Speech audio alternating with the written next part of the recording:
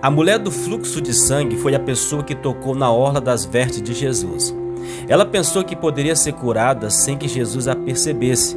A história da mulher do fluxo de sangue está registrada nos 3 primeiros evangelhos sinóticos, Mateus, Marcos e Lucas.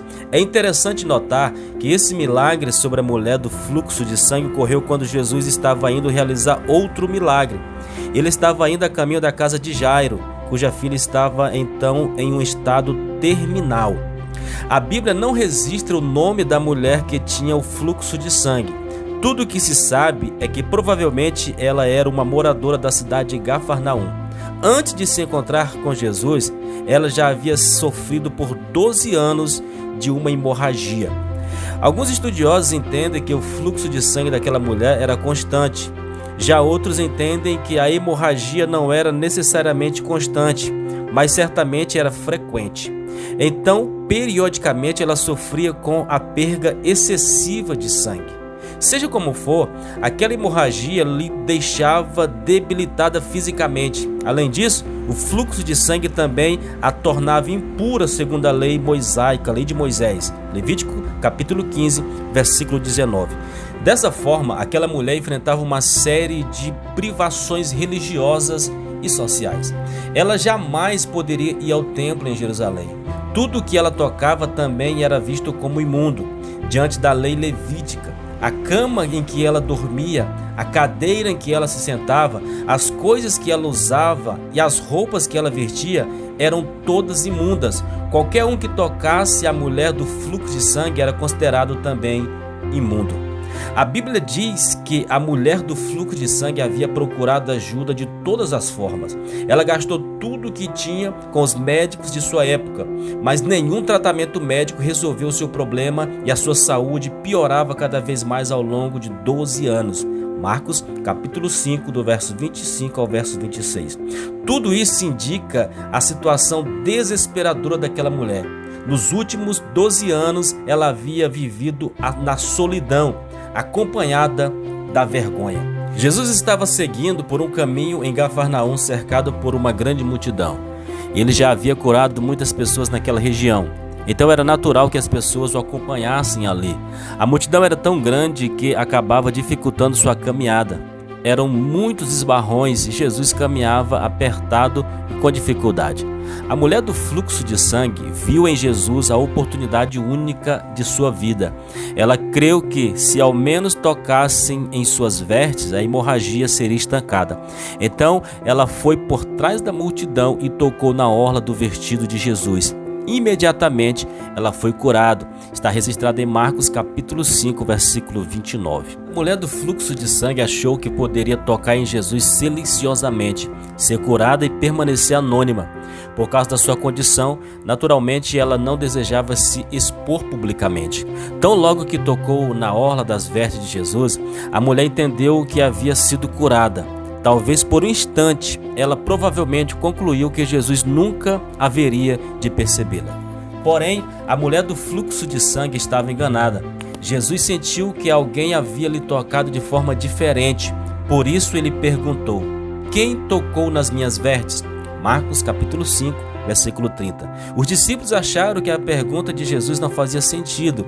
Muitas pessoas estavam tocando o mestre naquela multidão, mas Jesus sabia que alguém lhe havia tocado não apenas com as mãos, mas principalmente com a fé.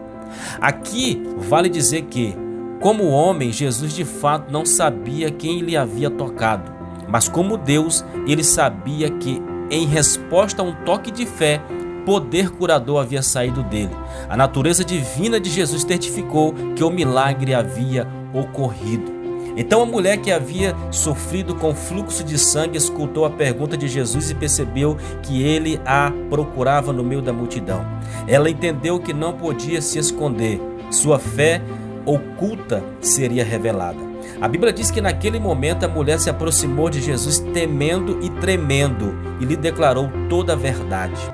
Aqui é preciso entender que aquela era uma situação embaraçosa para aquela mulher. De acordo com a cultura da sua época, era inapropriado que ela ficasse em evidência pública. Além disso, ela sabia que a sua doença a tornava impura e ela não podia tocar em ninguém. Então ela não sabia exatamente se Jesus iria repreendê-la por causa do que havia sido feito, mas mesmo assim ela se propôs diante de Jesus e lhe contou tudo. Provavelmente foi nessa hora que ela explicou o sofrimento que havia enfrentado por 12 anos. Mas ao invés de repreendê-la, Jesus a confortou de uma forma amorosa. Ele disse: filha, a tua fé te salvou. Vai em paz e fica livre do teu mal. Marcos capítulo 5, versículo 34. Com essas palavras, Jesus não apenas garantiu que a saúde da mulher do fluxo de sangue havia sido restaurada, mas também restaurou a sua vida social e religiosa. Agora aquela mulher poderia finalmente ir em paz. A história da mulher do fluxo de sangue certamente tem muito a nos ensinar. Em primeiro lugar, aprendemos que Jesus é a esperança para os desesperados. Aquela mulher tinha esgotado todos os seus recursos, humanamente falando. Não havia mais nada que pudesse ser feito a seu favor. Ela estava presa numa solidão terrível. Ela não tinha paz e era refém da agonia. Aos olhos de todos, a mulher do fluxo de sangue era imunda e não havia esperança de que ela deixasse aquela posição amaldiçoada. Mas aos olhos de Jesus, a mulher desprezada que sofria com fluxo de sangue era tão próxima quanto uma filha. Em segundo lugar, a história da mulher do fluxo de sangue nos ensina sobre a supremacia da santidade de Cristo. Pela lógica humana, quando algo impuro tem contato com algo limpo, o impuro contamina o que é puro. Um copo de água poluída torna sujo todo um tanque de água potável. Assim, se uma pessoa considerada limpa tivesse contato com algo imundo, ela também se tornaria impura. Mas com Jesus é diferente. Sua pureza é sem igual. Mas com Jesus é diferente. Sua pureza é sem igual. Ele próprio é a fonte genuína da santidade. Quando a mulher do fluxo de sangue lhe tocou, ele não ficou impuro. Ao contrário, foi ela que ficou pura. Por isso mesmo, somente ele pode transformar pecadores impuros e imperfeitos em filhos santificados de Deus, dando-lhes vestes brancas como a neve. Apocalipse capítulo 3, versículo 5.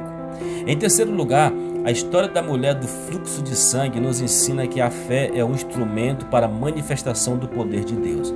Através da fé, Cristo curou aquela mulher física e espiritualmente. Seu corpo e sua alma foram restaurados. Por isso ele disse: a tua fé te salvou.